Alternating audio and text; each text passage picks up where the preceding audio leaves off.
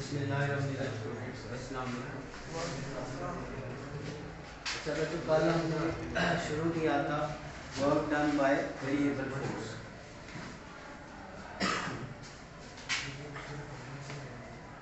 चलिए अब इधर देखिए, ये बातें हम बाद में कर रहे हैं।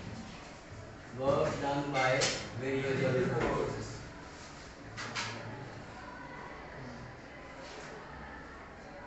इसमें बेटा हमारे पास ये है कि लास्ट पे हमने ये फॉर्मूला ट्राई किया था कि जो टोटल वर्क हमारे पास आएगा, जो टोटल वर्क आएगा वो एक्चुअली हमारे पास किसके इक्वल आया था, summation I runs from 1 to n। इसका मतलब है कि आप चीज़ों को ऐड कर रहे हैं पहले वर्क से W1, W2, W3 कहाँ तक ऐड करते जा रहे हैं, n तक। ठीक है, वो n आखिरी नंबर है आपका, वो 10 भी हो सकता है, कुछ भी हो सकता है, आप कुछ भी जो मर्जी। अच्छा, उसके बाद हमारे पास ये फार्मूला आया था एफ आई कॉस थीटा आई और डेल्टा डी आई। ठीक है बच्चों, ये लास्ट में हमारे पास फार्मूला आया था। अब बेटा जैसा कि आपको पता है कि हम चीज़ों को ग्राफिकली भी कैलकुलेट कर सकते हैं। जैसे दूसरे चैप्टर में आपको पढ़ाया गया था स्पीड टाइम वाले में, तीसरे में, कि आप ग्राफ बना के डिस्टेंस और टाइम में आप वहाँ स्पीड कैलकुलेट करते थे, जो डिस्टेंस ट्रैवल होता है वो कैलकुलेट करते थे। इसी तरह जो वर्क डन है उसको फाइंड करने के लिए कैलकुलेट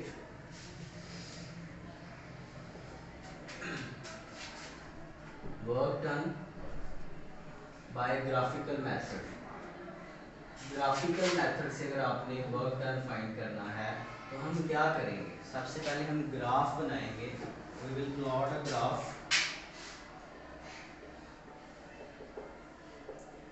प्लॉट का मतलब है बनाना, ठीक है। We will plot a graph ऐसे बिटवीन किस किस के बीच में बनाएंगे, एफ कॉस थीटा और दूसरी चीज क्या लेंगे, जेड के बीच में। ठीक है कि नहीं? अच्छा, तो आप ग्राफ बनाते हैं जरा, तो किस तरह बनेगा आपके पास ग्राफ होता है, वाई एक्सिस पे आप एक चीज को ले लें और दूसरी को किधर ले लें, एक्स पे ले लें। अच्छा, वाई एक्सिस पे आपको पता है कि आप डिपेंडेंट वेरिएबल को ले लें, इंडिपेंडेंट यहाँ पे आप फोर्स को लेंगे, तो वाई एक्सिस पे आप क्या ले रहे हैं, F cos theta. Independent dependent के चक्कर से मैंने अभी आप पढ़े, तो वाई एक्सिस के ऊपर हमने ले लिया एफ कॉस थीटा और एक्स एक्सिस पे हमने क्या ले लिया है, टी ले लिया है। ठीक है बच्चों? अच्छा, फर्ज करें जब आपकी बॉडी कल हमने ये कहा था कि ए से कहाँ पे गई है, बी पर, जब यहाँ पे थी तो आप सपोज यहाँ पे कहीं खड़े हैं, तो यहाँ से आप फोर्स लगाएंगे तो यहाँ से चल के इधर जाएंगे ना, फिर यहाँ से लगेगी, फिर यहाँ, ऐसे हमने इसको स्मॉल पैचेस में डिवाइड किया, रिमेंबर। अच्छा, पहले पैच में जो आप फोर्स लगा रहे हैं वो कह लें कितनी है, F1 cos थीटा 1। अब पहली फोर्स लगाने की वजह से आपका जो डिस्टेंस में चेंज है उसको क्या कहा था, डेल्टा डी 1, यही कहा था ना। अच्छा, फिर यहाँ से आप फिर फोर्स लगाएंगे, थोड़ी सी मैं कम कर देता हूँ, वो कितनी बनेगी, F2 cos थीटा 2, क्योंकि वेरिएबल फोर्स है ना तो फोर्स चेंज हो रही है। ठीक है बेटा? अच्छा, उसके बाद फिर आगे फिर हमारे पास फोर्स कितनी है, F3। अब चलते जा रहे हैं आप F3, ये आपके पास एक पैच बन गया, फिर आगे बन गया, फिर आगे बन गया, इस तरह से। ठीक है बच्चों? अच्छा, सपोज यहाँ पे आप कहीं हैं तो आपको पता नहीं कि यहाँ पे F का कौन सा नंबर है, कोई जनरल आप नंबर ले लेते हैं, तो अगर आपको नहीं पता तो आप कह लें Fi cos थीटा आई, जनरल एक नाम हमने रख लिया, ठीक है, आई टर्म रख लिया।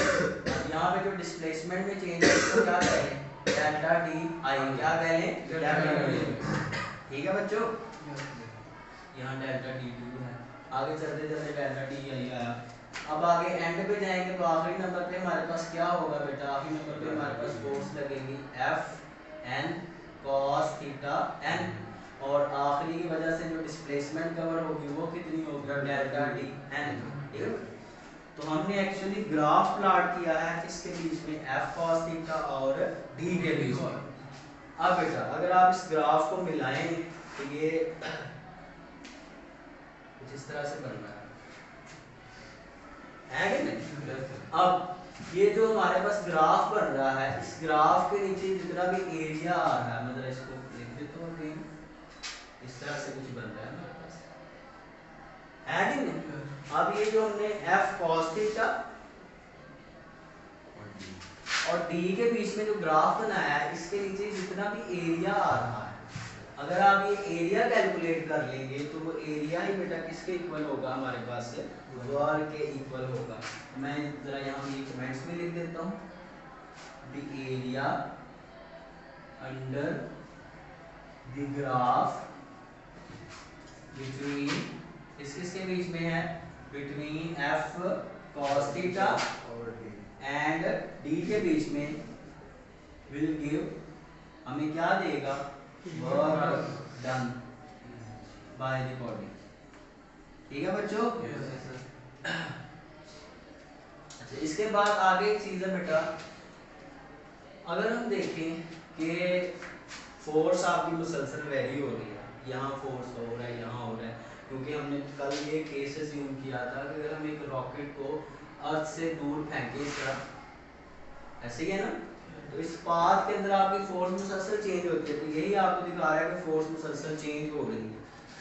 अब तो कल फिर हमने फोर्स, वेरिएबल फोर्स को पहले किस में कन्वर्ट किया था, कांस्टेंट फोर्स में, कैसे स्मॉल पैचेस में डिवाइड करके, छोटे छोटे टुकड़े करके। अब बेटा अगर आप ये चाहते हैं कि आपने जो वर्क इस एरिया और ये एरिया निकालेंगे, आपके पास जो वर्क आएगा, वो वर्क बेटा जो टोटल वर्क आना चाहिए था, सपोज अगर आपने बॉडी को दूसरे पॉइंट पर डिस्प्लेस किया है तो वर्क आया 10 जूल, एग्जैक्ट वैल्यू ये थी। अगर आप एरिया टाइम ये जो आप निकाल रहे हैं f cos थीटा और d के बीच में ग्राफ बना के, इससे जो आपके पास वर्क आ रहा है, टोटल वर्क, सपोज वो आ रहा है 10.3 जूल आ रहा है, सपोज एक्यूरेट नहीं आ रहा, बिल्कुल सही आपका नहीं आ रहा। उसकी वजह क्या है कि बेटा हम इसके ऊपर हम क्या करेंगे, नया कॉन्सेप्ट अप्लाई करेंगे मैथमेटिक्स का, कि वो कॉन्सेप्ट ये है कि अगर आप चाहते हैं कि आपका जो वर्क है वो बिल्कुल एक्यूरेट उतना ही आए जितना आपका था, और कैलकुलेशन करने के बाद भी उतना होना चाहिए, तो उसके लिए हम एक इसलिए कॉन्सेप्ट यूज करेंगे, वो क्या है हमारे पास बेटा, टू कैलकुलेट एक्यूरेट वर्क, कि जो दुरुस्त वर्क की वैल्यू है, बिल्कुल दुरुस्त, वो निकालने के लिए बेटा, ये मैं मैथमेटिक्स का कॉन्सेप्ट लगाने लगा, तो आपने मैट्रिक्स लेवल तक नहीं पढ़ा, ये एफएससी में पढ़ाया जाता है। हम क्या करेंगे, इसके ऊपर लिमिट अप्लाई कर देंगे, we will apply limit on, इसके ऊपर बेटा डेल्टा डी के ऊपर, मैं ये कॉन्सेप्ट क्लियर भी करता हूँ। और उसके बाद कह देंगे डेल्टा डी को लिमिट ये अप्लाई कर दी है कि डेल्टा डी किसको अप्रोच कर रहा है, 0 को। अब मैं इसको लिखूंगा तो कैसे लिखूंगा बेटा, कि जो टोटल वर्क है, एक्यूरेट आपने बिल्कुल दुरुस्त वैल्यू निकालनी है, तो लिमिट अप्लाई कर दी। लिमिट हमने क्या अप्लाई की है कि डेल्टा डी किसको अप्रोच कर रहा है, 0 को, बाकी सारा कुछ वही रहा, i runs from 1 to n, f cos theta i delta d. अब ये लिमिट का क्या कॉन्सेप्ट है बेटा, देखिए अगर आप, जो मैंने समझाने के लिए किया है, ये दोनों पैचेस के बीच में इतना डिस्टेंस आ रहा है ना, ये है डेल्टा डी, क्या है डेल्टा डी। अब तो सुनो, सपोज यहाँ पे ये जो डी था उसकी वैल्यू d1 उसको कह रहे हैं, उसकी वैल्यू है 2 मीटर, कितनी है 2 मीटर। यहाँ पे आप आ जाए, इस पॉइंट के ऊपर d2 है, उसकी वैल्यू है 3 मीटर, कितनी वैल्यू है 3 मीटर। अब देखिए, तो जब आप डेल्टा डी निकालेंगे तो डेल्टा डी आप कैसे निकालते हैं, आप निकालते हैं d2 माइनस d1। अच्छा, d2 हमारे पास कितना है 3 है, d1 कितना है 2 है, तो आंसर क्या आ रहा है 1, यानी कि चेंज इन डिस्प्लेसमेंट तो हमारे पास हो रही है। अब जब डेल्टा डी चेंज हो तो आपने पढ़ा हुआ कि फोर्स भी चेंज होती है, अब पढ़ाया था ना, फोर्स इनवर्सली प्रोपोर्शनल है किसके, डी के स्क्वायर के साथ। तो डी तो हमारे पास चेंज हो गया, अब जब डी चेंज हो गया तो फोर्स भी चेंज हो गई, तो फोर्स हमारे पास फिर कांस्टेंट वेरिएबल होगी। अब इस वजह से हमारी इस थोड़ी बहुत कैलकुलेशन जो है इस कॉन्सेप्ट की वजह से कि हमने डेल्टा डी इंतहाई स्मॉल ना कर लें, तो हमारे पास जो वर्क है वो बिल्कुल एक्यूरेट नहीं आता। अब हम इससे जान कैसे छुड़वाएंगे, हम इसके ऊपर लगाएंगे लिमिट। देखिए भाई, ये था d1, मैं क्या करता हूँ D1 D2 जो इधर पड़ा हुआ था इसको उठा के पास लेके आता हूँ, पास लेके आता हूँ, इतना पास ले आता हूँ इसको D1 के, इतना इंतहाई करीब ले आता हूँ कि जब मैं D2 और D1 में डिफरेंस निकालूंगा, डेल्टा D निकालूंगा, कि D2 को मैंने उठा बिल्कुल D1 के पास ले आया, इसको कहते हैं लिमिट लगाना। क्या बिल्कुल उस पॉइंट के बिल्कुल पास आ जाए, बिल्कुल उस पॉइंट पे ना आए, थोड़ा सा, ठीक है बेटा। तो अब इस केस में जब हम निकालेंगे, हमने D2 को शिफ्ट कर दिया बिल्कुल D1 के पास, तो जब हम चेंज डिस्टेंस निकालेंगे या डिस्प्लेसमेंट निकालेंगे तो अप्रोक्सीमेटली हम कहेंगे कि हमारे डिस्प्लेसमेंट में जो फ़र्क है वो कितना है, अंदाज़न 0 के बराबर ही है, 0 से थोड़ा सा आगे। बात समझ रहे हैं? अब जब D हमारे पास जो D है उसमें जो डेल्टा D है या D है उसमें जो चेंज है वो अप्रोक्सीमेटली 0 है, तो फिर ये वाली जो चीज़ है D तो हमने चेंज किया ही नहीं, इतना कम चेंज किया है कि उससे फोर्स के ऊपर कोई असर नहीं पड़ा। उस स्मॉल से डेल्टा टी के लिए हमारी फोर्स क्या ट्रीट करेगी, कांस्टेंट फोर्स ही ट्रीट करेगी। तो कल मैंने कहा था ना कि हम इस सारे पाथ को स्मॉल पैचेस में डिवाइड करते जाएंगे, छोटे छोटे टुकड़ों में। ये सारा पाथ यहाँ से लेके यहाँ तक, यहाँ से यहाँ तक जो बन रहा था हमने उसके क्या कर लिए, छोटे छोटे टुकड़े कर लिए। अब ये टुकड़ा इतना छोटा कर लिया है कि उसमें डेल्टा डी किसको अप्रोच करे, 0 को अप्रोच करे, तो फिर हमारे पास वर्क बिल्कुल एक्यूरेट आएगा। ठीक है बच्चों? तो ये एक छोटा सा पॉइंट था, आप इसमें बस ये इंग्लिश आप याद रखें, जो भी मैंने लिखवा दिया, ये थोड़ा सा फॉर्मूला लिखवा दिया, बस आप ये लिख दीजिएगा, तो आप इसको बुक के ऊपर नोट कर लेंगे, वहाँ थोड़ी इंग्लिश ज़्यादा लिखी हुई है तो इतना लिख लें बस आप, ठीक है। कल जहाँ तक पढ़ा दिया तो वो, और नीचे आप ये नोट कर लें साइड पे, जल्दी करें सब।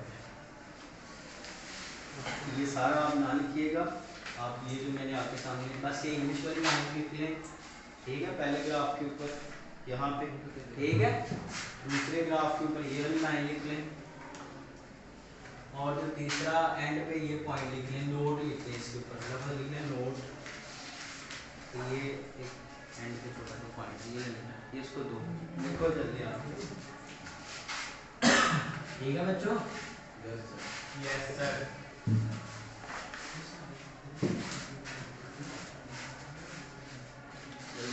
सर वो ऊपर वाली जो दो लाइन ऐड करनी, ये वाली जो लाइन है ना हमारे पास, ये तो कल वैसे ही समझा दिया, ये लिखें इस ग्राफ के ऊपर, और ये लाइन लिखें इस ग्राफ के ऊपर, ठीक है, और एंड पे ये नोट छोटा सा लिख लें। हमने लिमिट अप्लाई कर दी है एक्यूरेट प्रोवाइड करने के लिए।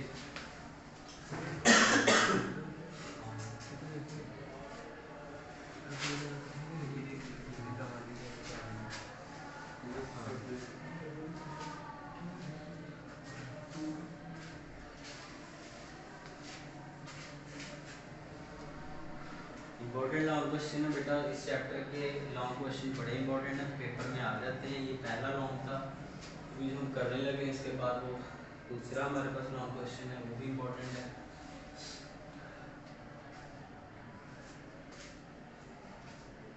ये वाला हिस्सा उतार के उस वीडियो के साथ लगाना पड़ेगा।